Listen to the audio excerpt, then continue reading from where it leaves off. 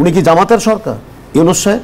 উনি কি বিএনপির সরকার? এই অন্তর্বর্তীকালীন সরকার যখন এনসিপির সাথে বসে, যখন জামাতের সাথে বসে, তখন যদি বিএনপি বলে যে ক্ষুণ্ণ হচ্ছে নিরপেক্ষ, তখন কি হবে? ডক্টর মোহাম্মদ ইউনূস এবং তারেক রহমানের যে বৈঠক, সে বৈঠকের রেশ বেশ ভালোভাবেই বাংলাদেশের রাজনীতিতে লেগেছে এবং একটা মোটা দাগে বলা হচ্ছে যে স্বস্তি ফিরেছে, সামনের পথও অনেকে স্বস্তি দেখছেন। সংকট কি আসলেই কাটলো বলে মনে করেন কিনা? ধন্যবাদ আপনাকে।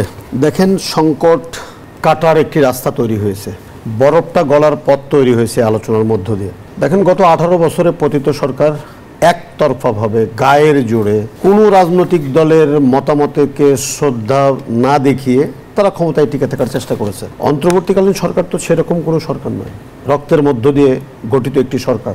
সেই সরকার রাজনৈতিক দলের সাথে আলোচনায় বসবে, কথা বলবে, সমস্যা সমাধানে উদ্যোগ নেবে, এটাই প্রত্যাশিত। অন্তর্বর্তীকালীন সরকারের প্রধান উপদেষ্টা রাষ্ট্রীয় কাজে লন্ডনে গিয়েছিলেন।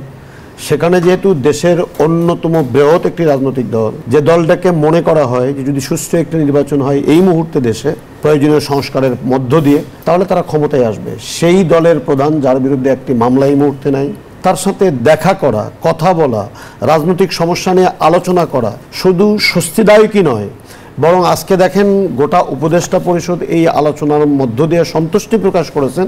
আজকে পরিবেশ উপদেষ্টা রেজওয়ানা হাসান সেটা বলেছেন। এবং নির্বাচনকে কেন্দ্র করে ধরেন বিএনপি এবং যারা এই 24-এর গণ অভ্যুত্থানের স্টেক হোল্ডার, অন্যান্য রাজনৈতিক দল, তারা কিন্তু এক কাতারে ছিল, খুব পাশাপাশি ছিল।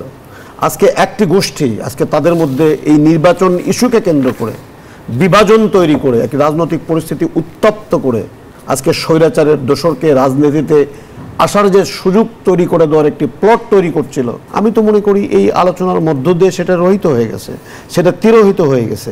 নির্বাচন কবে হবে তার চেয়ে সবচেয়ে গুরুত্বপূর্ণ একটি কথা হলো যে দেশের একজন রাষ্ট্রপ্রধান এবং একটি রাজনৈতিক দলের, সর্ববৃহৎ রাজনৈতিক দলের প্রধানের মধ্যে এই আলোচনাটা রাজনীতিতে একটি শুভ সংবাদ, সুবাতাস, এবং যদি প্রয়োজন হয় মাঠের যে রাজনৈতিক দলগুলো এখনো আছে তাদের সাথেও আলোচনা হতে পারে। জামাতের অবস্থান কেমন দেখছেন? জামাতের যে বিবৃতি, সেটিকে জামাত যেটা বলছেন যে প্রধান উপদেষ্টার নিরপেক্ষতা ক্ষুণ্ণ হয়েছে, বিশেষ না, এটা নিরপেক্ষতা ক্ষুণ্ণ হবে কেন? জামাত চাইলে তো কালকে আলোচনার টেবিলে বসতে পারে, সমস্যা তো নেই। না, অনেকে জামাত যদি মনে করে জামাত যদি মনে করে এই নিরপেক্ষতা ক্ষুণ্ণ হবে কেন?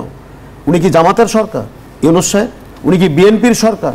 তো যদি বিএনপির নেত্রীর সাথে, প্রধান নেতার সাথে যদি বৈঠক করলে নিরপেক্ষতা ক্ষুণ্ণ হয়, তাহলে যখন এই অন্তর্বর্তীকালীন সরকার যখন এনসিপির সাথে বসে, যখন জামাতের সাথে বসে, তখন যদি বিএনপি বলে যে ক্ষুণ্ণ হচ্ছে নিরপেক্ষ, তখন কি হবে? কারণ সকল স্টেক হোল্ডারদের সাথে কথা হতে পারে।